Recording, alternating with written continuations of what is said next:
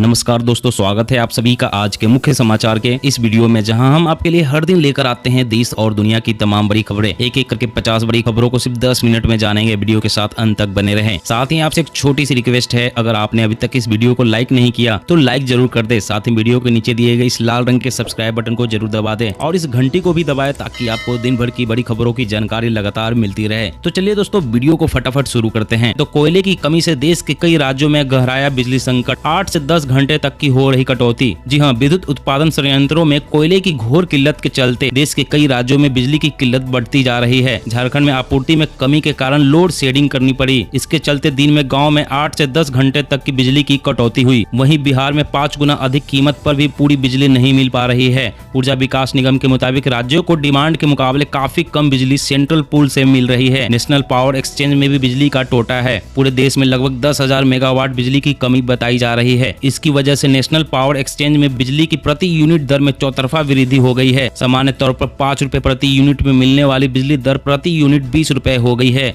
और अगली बड़ी खबर की बात करें तो रेस्टोरेंट और ढाबे को खराब खाना खिलाना अब पड़ेगा महंगा। अगले महीने से खाने के बिल पर 14 अंकों का रजिस्ट्रेशन नंबर जरूरी। जी हां, आप किसी महंगे रेस्टोरेंट में खाना खाने जाते हैं या सड़क किनारे ढाबे में, लेकिन आप खाने की क्वालिटी से संतुष्ट नहीं है और खाना खाने के बाद किसी बीमारी का शिकार होते हैं, तो आप भारतीय खाद्य सुरक्षा एवं मानक प्राधिकरण यानी FSSAI से शिकायत कर सकते हैं। अगले महीने से FSSAI का रजिस्ट्रेशन नंबर खाने के बिल पर लगाना जरूरी कर दिया गया है, जिससे कि खाने की गुणवत्ता और वैधता को सरकार सही तरीके से जांच सके। जिन रेस्टोरेंट मालिक का 20 लाख से ऊपर का कारोबार है उन्हें लाइसेंस, और जिनके पास 20 लाख रुपए से नीचे का कारोबार है उन्हें रजिस्ट्रेशन नंबर अपने बिल पर अंकित करना जरूरी कर दिया गया है। इस नए नियम के आने से रेस्टोरेंट अथवा फूड ऑपरेटर्स के खिलाफ शिकायत मिलने पर कार्रवाई करने में आसानी होगी। वहीं खाने की क्वालिटी चेक करने के लिए FSSAI ने चलती फिरती लैब की भी शुरुआत की है।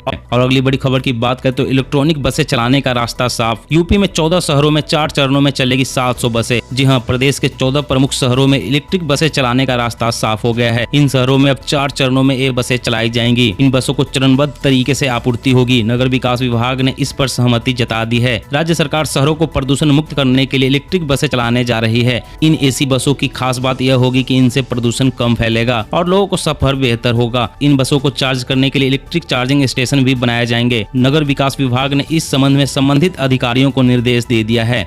और अगली बड़ी खबर की बात करें तो चीन पाकिस्तान की खैर नहीं। भारत लेगा $3 अरब के 30 सशस्त्र ड्रोन। जी हाँ, चीन से तनाव के बीच भारत ने अपनी सैन्य क्षमताओं को बढ़ाने के लिए $3 अरब लगभग 22,000 करोड़ रुपए के 30 सशस्त्र ड्रोन खरीदने की अमेरिका के साथ एक बड़े रक्षा सौदे की योजना बनाई है। सूत्रों ने बताया कि इस योजना के अनुसार भारत के तीनों सेनाओं के लिए 10-10 MQ-9 रीपर ड्रोन खरीदे जाएंगे। इन सशस्त्र ड्रोनों को खरीदने की मंजूरी को अंतिम रूप दिया जा सकता है। इस MQ-9 प्रीडेटर ड्रोन में 48 घंटे तक टिके रहने की क्षमता है और इसकी रेंज 6,000 से अधिक समुद्री मील तक की है। यह 2 टन तक अधिकतम पेलोड वहन कर सकता है। यह 9 हाई पॉइंट के साथ आता है, जो हवा से जमीन पर मार करने वाली मिसाइलों के अलावा सेंसर और लेजर निर्देशित बम ले जाने में सक्षम है। और अगली बड़ी खबर की बात करें तो कोल्ड ड्रिंक्स गटकने वाले हो जाए सावधान। कोका कोला पीने के बाद लड़के ने तरफ तरफ कर तोड़ा दम। जी हाँ, चीन में 22 साल के एक लड़के की 1.5 लीटर कोका कोला पीने से मौत हो गई। अब उसकी मौत का खुलासा डॉक्टरों ने कर दिया है। डॉक्टरों में 22 साल के लड़के की मौत के पीछे की जो वजह बताई वो न सिर्फ काफी सनसनीखेज है, बल्कि लोगों के लिए एक चेतावनी भी है। डॉक्टरों ने तमाम जांच करने के बाद कहा कि सिर्फ 10 मिनट के अंदर 1.5 लीटर कोका कोला पीने की वजह से लड़के के पेट में गैस का ऐसा गुबार बना जिससे उसका पेट बर्दाश्त नहीं कर पाया और उसकी मौत हो गई। डॉक्टरों ने कहा कि महज 10 मिनट में 1.5 लीटर कोका कोला पीने के बाद उसके पेट में काफी ज्यादा गैस बन गया था और उस गैस ने उसके लीवर को सुखा दिया और गैस की वजह से लड़के के शरीर का ऑक्सीजन लेवल काफी गिर गया और उसकी वजह से उसकी मौत हो गई। और अगली बड़ी खबर की बात करें तो चीन के साइबर हमले रोकने को केंद्र ने उठाया सख्त कदम। टेलीकॉम लाइसेंस नियमों में कर दिया बदलाव। जी हाँ, केंद्र की नरेंद्र मोदी सरकार हाल ही में हुए चीन के साइबर हमलों के मद्देनजर टेलीकॉम सेक्टर में चाइनीज कंपनियों के बढ़ते दबदबे को रोकने की तैयारी कर रही है। भारत की मौजूदा 4G और आने वाली 5G टेक्नोलॉजी के प्रसार के लिए केंद्र सरकार ने अपने लाइसेंस रूल्स में बदलाव किया है। केंद्र सरकार ने यह कदम हाल ही में चीन की ओर से भारत के क्रिटिकल साइबर या टेलीकॉम एरिया में किए गए साइबर अटैक के बाद उठाया है। इससे असुरक्षित और अवांछनीय वेंडर्स को इस सेक्टर से दूर रखा जा सकेगा, क्योंकि चीन लगातार भारत के हर सेक्टर पर साइबर हमला कर रहा है, जिससे भारत को को सुरक्षित रहना होगा, इसलिए भारत कड़े कदम उठा रहा है ताकि चीन पर निर्भरता कम हो। टीकाकरण के आड़े आने लगी अब सिरिंज की कमी, सरकार ने निर्यात पर लगाया आंशिक प्रतिबंध। जी हां, स्वास्थ्य और परिवार कल्याण मंत्रालय ने कहा कि केंद्र सरकार ने घरेलू उत्पादन और आपूर्ति को बढ़ावा देने के लिए सिरिंज के निर्यात पर प्रतिबंध लगाया है। मंत्रालय की ओर से जारी एक बयान के मुताबिक 3 महीने के लिए सिर्फ 3 श्रेणियों की सिरिंज पर प्रतिबंध लागू किया गया है। बयान में आगे कहा गया कि सरकार ने घरेलू उपलब्धता और आपूर्ति बढ़ाने के लिए उनके निर्यात पर रोक लगाई है। मंत्रालय ने कहा कि सभी पात्र नागरिकों को कम से कम समय में टीकाकरण करने के कार्यक्रम की गति को बढ़ाए रखने के लिए सिरिंज महत्वपूर्ण है। बता दें, देश में अब तक लगभग 94 करोड़ टीके लगाए गए हैं और 100 करोड़ टीके का आंकड़ा जल्द हासिल होगा। और अगली बड़ी खबर की बात करें तो 56C-295 ट्रांसपोर्ट एयरक्राफ्ट से बढ़ेगी वायुसेना की ताकत। एयरबस के साथ 22,000 करोड़ की डील, देश में ही होगा निर्माण। जी हां, रक्षा मंत्रालय ने वायुसेना के लिए 56C-295 मीडियम ट्रांसपोर्ट एयरक्राफ्ट की खरीद के लिए स्पेन की एयरबस डिफेंस एंड स्पेस के साथ करार किया है। नए ट्रांसपोर्ट एयरक्राफ्ट भारतीय वायुसेना के एब्रो 748 विमानों की जगह लेंगे। 2 हफ्ते पहले सुरक्षा मामलों की कैबिनेट समिति ने इन ट्रांसपोर्ट एयरक्राफ्ट की खरीद को मंजूरी दी थी।